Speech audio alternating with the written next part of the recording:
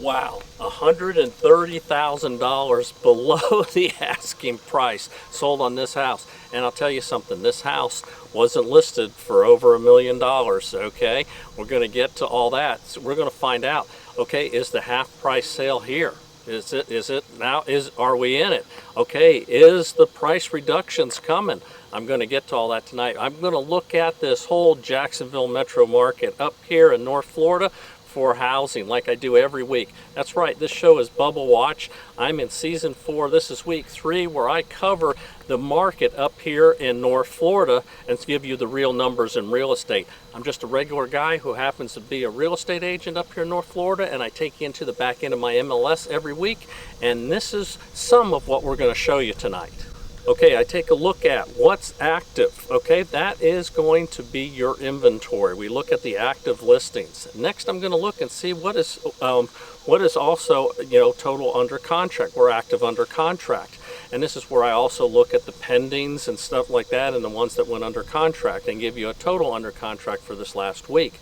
Also going to look at what closed. Those are sold. See what sold in the last 7 days so we can kind of track that and see what happened. Also look at that new home inventory, see how many they've got for sale, and also look and see how many they've sold in the last 7 days.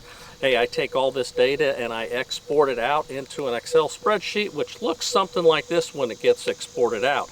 Now it's a little bit hard to read and jumbled up, so I clean it up into my own Excel spreadsheet, which looks something like this, and it's easier to track week by week and also year by year, since I've been doing this show since 2022 when everyone said the market was going to crash. So we've been following it. We're looking for that bubble. Not only that, but I also look at those median house prices on what sold for single family homes, townhomes, and condos, and then look at the price per square foot weekly for the median price, so we can compare it and see if there's a trend or see if that crash is happening. That's what everyone's supposedly waiting for, but we just haven't seen it yet. We've seen a housing sales crash, but not a price reduction crash, even though some prices went down. All right, right now, let's go into that Excel spreadsheet. Well, wait a minute, not yet. While those numbers are crunching out, that's right, let's see what those interest rates did this last week. All right, here we are looking at the rates, and what we're going to look at is the conventional, then we'll look at FHA, then VA, and on all of them we start here at the bottom. We see where last week we were at 7.08%. Wow, well that turned out to be our high for the week because they did go down, even though there was a slight uptick near the end there, but for the most part they went down to where we ended up at 6.97%. And when you look at what they were last year, this is better than last year, okay? That's what I was saying. Is this the new normal, 6 to 7%? As we look at the FHA rates, they're generally a little bit less. We were at 6.52 last week and ended up at 6.47, so a slight drop. VA rates generally follow the FHA, and last week they were 6.54, ended up at 6.48, so also a drop. All right, well, we finally went below 7 again, all right? I mean, it's still up there, but it went in the right direction, okay? So it's getting kind of crazy there, but we still don't know. Like I said last week, is 6 to 7 the new normal? Well, we're gonna see. We'll check every week here. I bring it to you. All right, now let's go look at those Excel spreadsheets.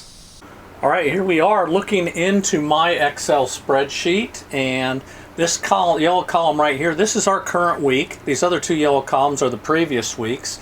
And in the white column right next to the yellow here is last year at this time. And YOY stands for year over year percentage of difference. And then the blue SFH is single family homes, where I pull them out individually. I also pull condos out, but I got them on a separate sheet. Now, what we're going to do is we're going to take a look at all these, and this column right here shows what the rows are: active, sold, active under contract, and so forth. And it's so nice because you can compare the last couple of weeks and last year just in an instant like this without even, searching through anything. That's what I like about my sheets. All right, we'll start off with those active listings. Okay, right there we see that it's 11,181. Okay, now that there is down from last week, so the amount of active listings did drop slightly. Okay, sold 512, that dropped also, so we did have a drop. Is it enough that's leading to a crash? We don't know yet. All right, active under contract, 1,587. Okay, pending, 324. That gives us our total under contract of 1,911 when you act up the pending in the last 7 days and those total that are active under contract. Withdrawals were 62. 105 were expired listings, no longer on the market. New homes sold, 159. So that was actually a little bit of an increase. Overall, everything dropped, but new homes actually went up. All right, new homes active listings, 2360, and that dropped quite a bit too. So are the builders slowing down? Okay, over there in the blue column is the single family homes. I'm not going to read them all out, but you can take a look at them and compare them with the previous weeks. You can see. Now, also, this Excel spreadsheet is downloadable by a link in the video description, because this spreadsheet goes, as you can see, all the way back when I started the show back there in 2022. Okay, there we go. All right, now we look at the condominiums, and it's basically the same chart, so I'll just let you take a look at that. You can pause the video if you'd like and see the condominium information. Okay, how did people pay for these homes? Okay, here we look at cash. Okay, was over 25%, conventional over 37%, FHA just over 20%, VA almost 14%, and others jumped this week. Okay, last week it dipped. I was surprised, but it went back up 2.73%.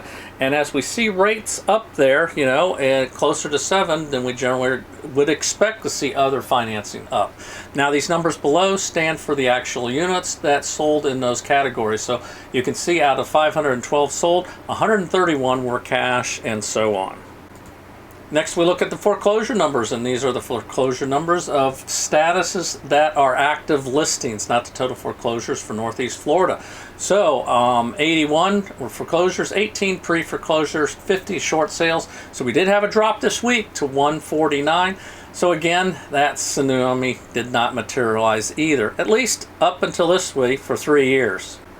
All right, next I take a look at the percentage of homes that sold under list, at list, and above list. So we can see there, over 77% of the homes sold under list, 13% sold at list, and the homes that sold above list, you know, 9.77. Okay, again, the numbers below represent the actual units that sold in those different categories. Next, we look at the price categories, okay? And homes that sold for $500,000 and above, 1/4. So 1/4, and that was same as last week, and it's been pretty consistent around that. In the 400s, it still stays there. This is just under 13%. Homes that sold in the 300 range, again, came in second place this week at 28.32%. Homes that sold in the 200s, 23.63%, and homes that sold below 200, just under 10%. And again, the numbers below represent the actual units sold in those price categories. Next, I take a look at the new homes that sold that sold under list, at list, and above list. And this week we see homes that sold under list, 80.5%. Okay, so that is an increase. So maybe that is why we had more sales in new homes, because they sold more of them for less money. Homes that sold at list, 8.81, which is a dramatic drop there. That's because we had that big bump going into under list. Homes that sold above list, 10.69, so a little bit of increase there. Below, you see the actual units, and there's that add up to the total of 159. Okay, next, this is where I look at the median price of homes sold, and we can see here single family homes was $377,987 for your median price, $204 a square foot. Townhomes median prices, $283,450 for the price of the home, $198 for the square footage, and condos came in at $219,500 for the price of the home, and $184 for the median sold square footage. Now we look back a little bit, and we can compare the other weeks so that you can see where that trend is. And again, you see those single family homes, I mean, in the upper set threes. Okay, this here is where I take the charts and show you, what they are: single family homes, condos, townhomes, so forth in the first column. The original list price, that's what it went on the market for. List price is what the seller reduced it to. Closed price is what it ended up selling for. Difference here is the difference between the sold price and the original list. And then I also show days on the market for grins. So I'm just going to scroll this down because we've got quite a few that sold under list, as you can see. You can pause it or download the Excel spreadsheet. And as we get closer to, and you see the days on the market are all over the place though. But as we get closer to the 0, and right there the 0, that is when we sold at list. Okay, as we go further down, then we get into numbers that were sold above list. You see a lot of those were pretty low, which were probably for concessions, and then it starts getting a little more, and some of those could be multiple offer situations that were further down the line. All right, the next thing I do is I look at what is called MLS Advantage, and what this is, there are numerous MLS boards throughout Florida, and some of them will sell in our area because all the data I've been giving you is out of my MLS, which is the Northeast Florida MLS, which is the largest MLS up here in this Jacksonville metro area. So what I do is I take MLS Advantage, allows me to look at the sales from these other MLS members that have sold in this area, and we put that together. And what I do is I look at the total number of solds in the last 7 days, but I also break it down by county so we can see which county has the most activity. So right now let's go into MLS Advantage. All right, here I am into the MLS Advantage portion of my Northeast Florida MLS, where I'm going to look at those 9 counties, and they are Baker, Union, Bradford, Clay, Nassau, Duval, St. Johns, Flagler, and Putnam. Then over here I hit the search button, and that gives me 680 properties. All right, so now we put those into the Excel sheet, and we see here we've got where we break them down by counties to see where the activity is. We see Baker's 1, Union 0, Bradford's 5, Clay 72, Nassau's 57, Duval is 241, St. John's 187, Flagler 89, and Putnam 28, which brings us to our total of 680. And as you can see, we are down from that last week somewhat, but we're still up there over the last couple of weeks, of course, until we got that 1 week 51 where it was 948. All right, now what we're going to do is take a look at what I was talking about in the beginning. That house is sold for $130,000 below, okay, asking price. So let's go now and switch to that house. All right, here is the house, okay, that sold for $130,000 below list price. Now what I'm doing is I'm here on homes.com. I actually like this outfit, homes.com. I actually like it better than Zillow. Just the way it's laid out and all. But the reason I'm showing you it here instead of in the MLS, because some of the information in the MLS, okay, is private and this and that, and there's some people, some agents that, they got issues if you show their stuff and this and that right from the MLS and all. But if I'm showing it to you from a public site where anybody can just click on and look at it, then there's no issue. I'm not showing any proprietary information. It's all that's here. There is one thing that was on the MLS that I'll tell you, and this will show up publicly later on. It just hasn't recorded yet, but it was a cash deal. Okay, there wasn't financing on this purchase. Here we see right here it was sold May 19th, okay, so current, for $595,000. And it was in Putnam County, and this is a nice piece of property on the river. A nice lot. I wish I had the buyer selling this because it looks like a nice transaction. So let's dive into this a little bit. Well, as you can see here on the homes.com site, right here they do have, like, they show how much it sold below list price, which is kind of nice. I like that. Shows the days on the market, 267 days on the market. So, they were just short of a year a little bit. Reduced to sell, very motivated seller. Well, when did they reduce it to sell? That's what I like about this, Homes 2, and Zillow even has this. So let's take a look at the history. Okay, as we look down here, we can see that this went on the market right there for $725,000 back in August of last year. Okay, so we're almost a year, all right? We can look here and we see they made a price change to $695 right away in August, same month. Okay, so less than 30 days, they already dropped the price $30,000. So I think they were feeling it out, okay, just to see if they got any quick bites. Didn't get it, so let's drop it. All right, then the following month, they drop it again to $650, okay? Still, we're, September, okay? They didn't drop it again to $645, another $5,000 until March of this year, okay? Still nothing. So then in April 1st, April Fool's Day, they brought it down to $600,000, okay? At which time, a following month, okay, not until a month later in May, 2nd, did they go under contract, they get the offer, and then they ended up closing at $595. So they spent a lot of time with this on the market, at that higher price than if they would have just, put it in for a lower price. They were lucky to get somebody. Now, there's probably somebody who wanted it back when it was $725 but wasn't going to pay that, and then went and bought something else. And then when they saw this, they were probably sick if they really wanted this and wanted it on the river. I just don't know the history. I just wanted to show you this, that a lot of times these homes, when they go below list like this, it's not because the market is changing, that the half price sale is here, that the crash is here for the price crash and all that. It's just that the homes that are listed may be above market price, and that's why you're seeing these high percentages of homes that sold under list. All right, 267 days on the market. That's crazy.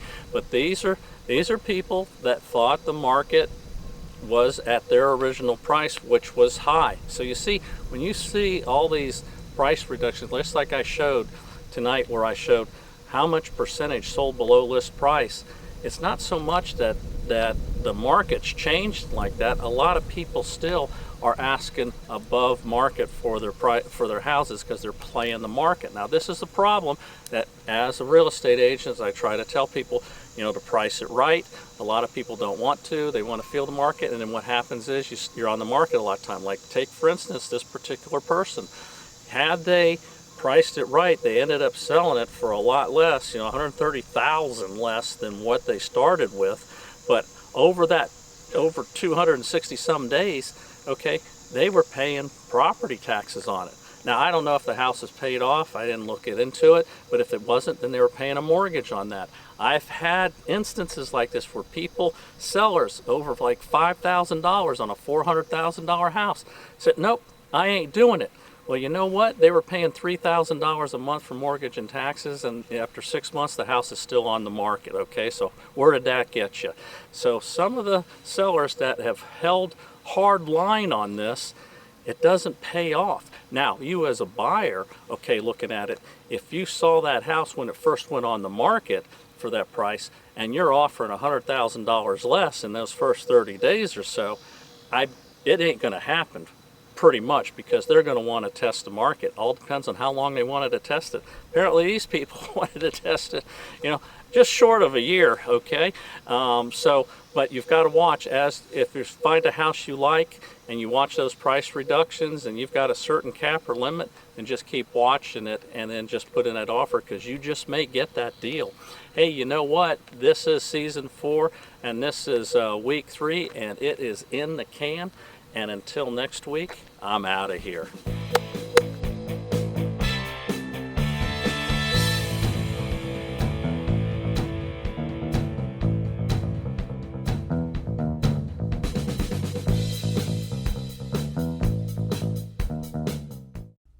Hey, is the housing bubble about to burst here in the Jacksonville metro area? We're going to take a look. Hey, I'm just a regular guy, and I don't, all these people that have all these algorithms, all these formulas and stuff like that. What I'm going to do is I'm going to take you into my MLS system. The MLS is called Multiple Listing Services, and it's a service that realtors put all their listings in, and it has a lot of great data. And I'm part of the Northeast Florida MLS system, so I'm going to share my screen with you and show you some of that, because right now everyone's thinking about this bubble and they're all sitting there watching the interest rates and the price of homes. They feel like they're watching a rocket launch right now instead of home prices. But what we're going to do, I'm going to do this every week. We're going to go 7 days back, and we're starting today. This is the first one. What I'm going to do is we're going to go in there and track some things, and I'm going to show you, and we're going to keep track of it. Next week, I'll do the same thing. We'll go back the past 7 weeks. I got some charts to show you, some graphs and stuff like that that are in my MLS system that I can show you, and then also some mortgage stuff from another site for some mortgage rates. We're going to track all this stuff together. You're going to be with me, and let's see what's really going on. You know, we're going to see it in real time. So let's get to it, and let's go check out the back of the MLS system here. Okay, we're in the back end of my MLS account. Let's go in here and we're going to go search. And what we're searching is all residential properties. We're going to be searching new homes, used homes, the whole gamut of everything.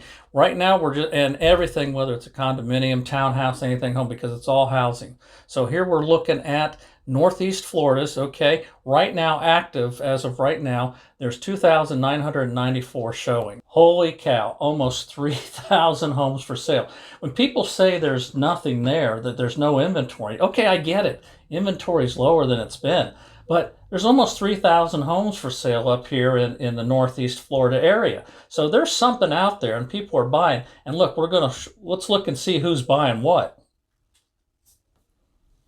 All right, now what we want to do is go into and look at what has been sold in the last week. We're just going 1 week back, so we're going 7 days back. And 7 days back, that puts us at 584 homes. Now let's spread this map out. Okay, you see all the there's so many homes sold that covers up the word Jacksonville. And you see everything all down all the way to Interlochen, you know, Keystone Heights, over the beach, St. Augustine, Crescent Beach, Palm Coast, Flagler Beach, all over the place. 1 week, 584. I mean, that's an incredible number. I mean, so, and just think, interest rates started going up in January, and I'm going to show you that. Even with that, we're still selling like crazy. Here, let's look at some other numbers. Well, something I want to do, I didn't do before. Let me go back to the active, because that 3,000, I just want to show you on the map once we go out back here and look at it to see how much it really looks. Let's look at it on the map. All those dots, those are all houses for sale. Look at that, all the way down to Daytona Beach, over towards Gainesville, all around Jacksonville, Middleburg, you know, Keystone Heights, everywhere. It's all over the place, okay? So we saw the active, we saw the solds. Now we're going to look at the pending. And what I'm going to do here is go to where we're going to go under contract time and change that to 1 week out, okay? Going back to the 12th, you know, being today's the 19th that I'm filming this. And look at this, 836. Holy cow. That's just in 1 week. Now, so that you know that number's right, let me just move. That's 836. Let me just move back 1 day to where we're going 8 days back to the 11th, and see it changes to 932. So that's right. So we're going to put it back to the 12th because we're just wanting to go 1 week out. Okay, and what these are pending. Okay, now what that means is, now the way some people, some realtors put this into the system, they'll put it in pending right away, but in others, you'll see up here contingent taking backup. That also is another status that, like, when it goes under contract and they're waiting for these contingencies to expire, and then when they expire, then it automatically goes into pending. But for the purpose of keeping just track of things, now the contingent, it doesn't let me go back to the 1 week. It's just total contingent, and I'm going to show you that later. But right now we've got under contract, past the contingencies, all that, getting ready to go to close. 836 in 1 week. Now, what this means now, that doesn't mean that they're necessarily all going to turn into solds. Pending, they're under contract and they're pending, and there's contingencies that could be part of this, like they're waiting on financing. That's a big one. They're waiting on the home inspection or waiting on appraisals. So what are the things that can kill a pending deal? Okay, the appraisal comes in too low. and kill the deal. Now it can go back to active, or they may take it off the market. Also, what if the person can't get their financing? Something goes wrong. They do something that causes a problem with their credit or anything, and at the last minute, they don't get financing. So that pending goes away but doesn't turn into a sale. And then what about the home inspection? It looks pretty, everything's all the fresh paint's on it, but then the inspection shows, holy cow, this thing's a mess. So that one doesn't close. So just because we got all this paint doesn't mean they're all going to close. But what this is showing, it's mind-boggling. This is how many homes in this area are under contract. All right, now let's take a look at expired. And what we're going to do, we're going to go back, and we're just going to go a week back on this calendar. I got to get the right year and all that, month. Geez, all right, this takes a little. We'll go back 1 week to the 12th. How many were expired in a week? Right there we are, 86. Okay, there's the number up top, and here's the map showing where all these expired listings. Now what is the expired listing? Okay, that means that it didn't sell when they went under contract with a realtor to sell it, and that realtor didn't sell it, or the house didn't sell because maybe it was priced too high and maybe it had nothing to do with the realtor. But I'll tell you what, 86 people that expired, their house didn't sell. Man, if you're one of those people, you need to definitely get in touch with me, okay? So I can help get you out there on YouTube. I mean, this is incredible, but that's how many just didn't sell. And it could have been that they were overpriced. But we just don't know, and we don't know the reasons, whether it was that or if it was marketing. So we don't know. Now what we're going to do, let's go back in there, and I'm getting back into the map here, and we're going to go look at withdrawn. Okay, and we're going to do the same thing. Go back withdrawn 1 week. Okay, I got to change the date. There we go, the 22, and then go to May, and then go back a week. Okay, and there we got the map with that many. And what do we got up here in the corner? It says 76. All right, 76 listings were withdrawn. Now, why do listings get withdrawn? There's several reasons. A lot in this market is a seller has, they got their house up for sale because they're planning on moving somewhere else and they got something set up.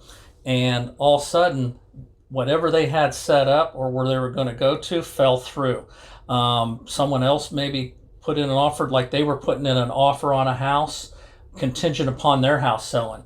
Their house didn't sell at the time frame and someone else bought the house. Or things changed with the family or things like that. A lot of it, though, has to do with they can't find a place to go.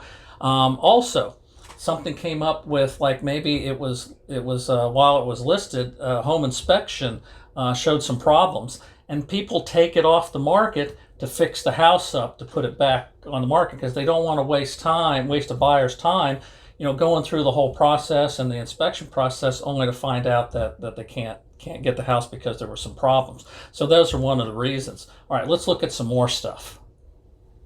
And this is all good stuff here. That's all good stuff. And let's see some of here. Let's look at the contingent taken back up. Wow, 879 contingent taking back up. I mean, this here is again, these are the homes that are under contract where the seller has agreed to take backup offers so that in case the first offer falls through, they've got a backup to sell. And this is over 800 people are doing this. I mean, I can't believe these numbers. So what it does, it's a real contract when you do a backup offer. So if that other person fails, you're in for whatever that contract is. So doing a backup offer is a good thing, and it's contingent upon whether it can be the appraisal, like we were saying, the home inspection, or the financing. All right, let's check out some more things. All right, what I want to show you now, let's go into I expired. All right, hold on here. Let's see if this will let us do this. All right, it's letting us do this. All right, with the graphs. What I want you to know, now remember, the interest rates went up in January. That would be right there where that mark is, okay? Now what we're looking at is median sales prices, okay? Now of course this takes in everything from those big homes, you know, on the beach to, you know, to mobile homes out in the country. But it's all in there. But the median price in January was 320,000 in this MLS system. Now, this report only is a monthly report, so we're only seeing what happens through April. So what we're going to do is we're going to have to wait until the end of May to see the next step. But we're going to track all that too. Well, it's kind of tracking it for us, you know. So, you know, take a look here and we'll see, like now you see the price is now 340. So as you can see this slope, it's going up. Even as interest rates went up, the housing prices of the homes went up. All right, let's go to days on the market. Holy cow, look at this. All right, as of April, 14 days on the market was average, okay? Back in January, before the interest rates went up, it was 17. And way back here, looking at it last year, February 21, it was 27 days. So we have actually dropped. I mean, that's showing, you know, there's just more activity as far as the homes getting sold. So, you know, with less days on the market, I mean, it still makes it, you know, if you see a house that you want, I mean, you need to act on it, you know. Don't think too long because, you know, because of with the inventory down, we're going to check that out too, you know, you could lose out on it. Let's look at some more stats here. All right, speaking of, let's see, what do we want? Let's see, price per square foot. Let's take a look at that. All right, because the housing price has gone up, so this should go up with it, and it does. So in January, the average price per square foot was $194, and now it's $210. Now this also includes new homes too, so they're in the mix there too. But still, man, I see a lot of homes now, like the used homes, man, 170, 180, going to 200 a square foot. You know, I mean, you know, and they're good condition homes, or they're places like they're on waterfront on a lake or something like that. So let's look at something else here we've got. All right, a month's supply. Oh boy, look at that. What a mess. Okay, here we are, like April, you see right there, that 1.1 months of supply. That's nothing. That's a dangerous situation there for it. We really want to see like 5-6 months supply of homes out there, you know, to keep things going good. So what's happening here is just that, you know, some sellers have pulled back, but you saw on those others, there's still plenty of homes out there and people are buying them. So here, let's look and see where it was. Just let's see, in January before before the interest rate's 1.3, so 1.1. So it's been on that trend going down. Now let's go. Now this is an interesting one that I like, is showings per listing. Okay, now this here, now something I have noticed is that there has been less showings on homes that are listed right now, getting less calls. I mean, we're still getting them. It's just not like it was. And it depends on what area you are, you know. In some parts like of Jacksonville, it's real hot, or over St. Johns County, you know, hot markets like that, you're still getting some more, but not like it was. There were times when you could get 20 showings, you know, or 20 offers. Forget about the showings, 20 offers on a house. So, you know, it has slowed down, and sometimes we'll go a few days without even a showing. So here, let's look and see what this says here now. So here we are in January, right before the interest rate jump, and we were averaging 6.8. Okay. Well, notice that it was climbing all the way up to March, you know, went to 8.8. And then now we're on a downward turn. So it's going to be real interesting to see what May has to say on where all this goes. But now we're down to 8.3. So we're starting to see a slowdown. And it could be because of the interest rates, or it could be, you know, just that, you know, there's less inventory out there. So, but isn't this cool to track this stuff like this? Now let's look at the mortgage rates. Okay, this is on a different site. Okay. So what we want to do here, let me find this.